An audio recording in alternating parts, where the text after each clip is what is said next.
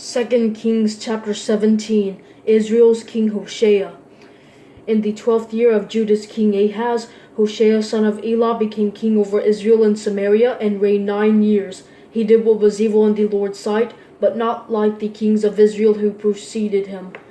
Shalmaneser, king of Assyria, attacked him, and Hoshea became his vassal and paid him tribute money, but the king of Assyria discovered Hoshea's conspiracy. He had sent envoys to So, king of Egypt, and had not paid tribute money to the king of Assyria as in previous years. Therefore, the king of Assyria arrested him and put him in prison. Then the king of Assyria invaded the whole land, marched up to Samaria, and besieged it for 3 years. The fall of Samaria. In the 9th year of Hoshea, the king of Assyria captured Samaria. He deported the Israelites to Assyria and settled them in Halah and by the Habor, Gozan's river, and in the cities of the Medes. Why Israel fell. This disaster happened because the people of Israel had sinned against the Lord their God, who had brought them out of the land of Egypt from the power of Pharaoh king of Egypt, and because they had worshipped other gods. They had lived according to the customs of the nations that the Lord had dispossessed before the Israelites, and the customs the kings of Israel had introduced. The Israelites secretly did what was not right against the Lord their God. They built high places in all their towns, from watchtower to fortified city. They set up for themselves sacred pillars and Asherah poles on every high hill and under every green tree. They burned incense on all the high places, just like those nations that the Lord had driven out before them. They did evil things, provoking the Lord. They served idols, although the Lord had told them, "You must not do this." Still, the Lord warned Israel and Judah through every prophet and every seer, saying, "Turn from your evil ways and keep my commands and statutes according to all the law I commanded your ancestors and sent to you through my servants the prophets." But they would not listen. Instead, they became obstinate like their ancestors who did not believe the Lord their God. They rejected his statutes and his covenant he had made with their ancestors and the decrees he had given them. They pursued worthless idols and became worthless themselves, following the surrounding nations the Lord had commanded them not to imitate. They abandoned all the commands of the Lord their God. They made cast images for themselves, 2 calves and an Asherah pole. They worshipped the whole heavenly host and served Baal. They made their sons and daughters pass through the fire and practiced divination and interpreted omens. They devoted themselves to do what was evil in the Lord's sight and provoked him.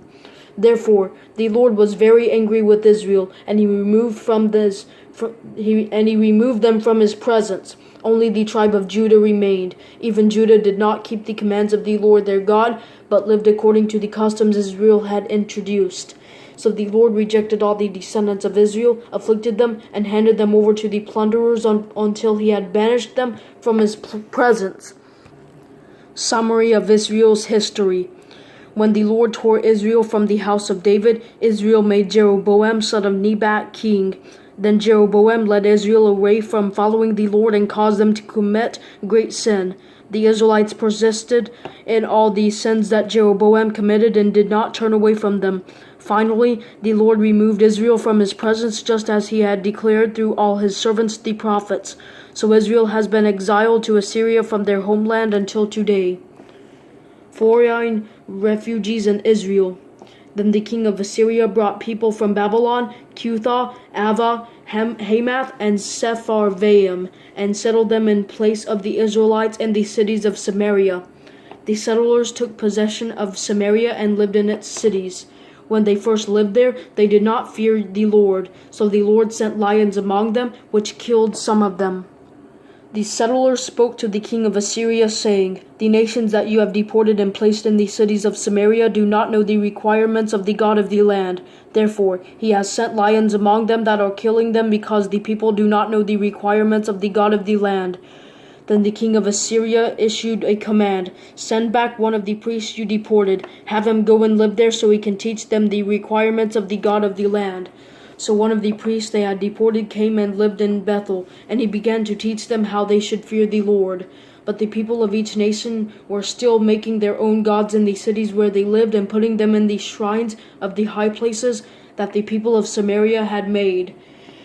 The men of Babylon made Succoth-Banoth. The men of Cuth made Nergal. The men of Hamath made Ashima. The Avites made Nebaz and Tartak, and the Sepharvites burned their children in the fire to Abramelech and Anamelech, the gods of the Sepharvaim. They feared the Lord, but they also appointed from their number priests to serve them in the shrines of the high places. They feared the Lord, but they also worshipped their own gods according to the custom of the nations where they had been deported from.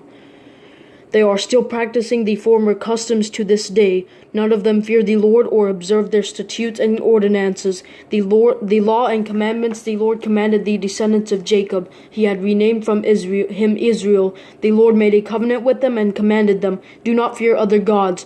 Do not bow down to them. Do not serve them. Do not sacrifice to them. Instead, fear the Lord who brought you out from the land of Egypt with great power and an outstretched arm. You are to bow down to him, and you are to sacrifice to him. You are to be careful always to observe the statutes, the ordinances, the law, and the commandments he wrote for you. Do not fear other gods.